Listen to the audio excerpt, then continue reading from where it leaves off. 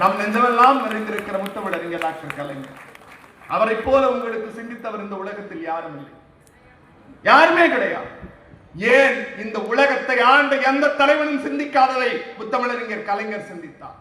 அவர் பார்த்து பார்த்து சிந்தித்தார்.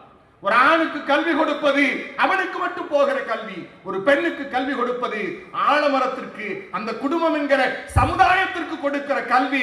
அவன் போவான், இவள் மட்டும்தான் குடும்பத்தை கல்வியுடையவளாக மாற்றுவார் என்று இந்தியாவிலேயே முதலில் பெண்களுக்கு தொடக்க கல்வியில் தொடங்கி உயர்கல்வி மேற்படிப்பு வரை இலவசம் என்று சட்டம் கொண்டு வந்தது முத்தமிழறிஞர் கலைஞர்.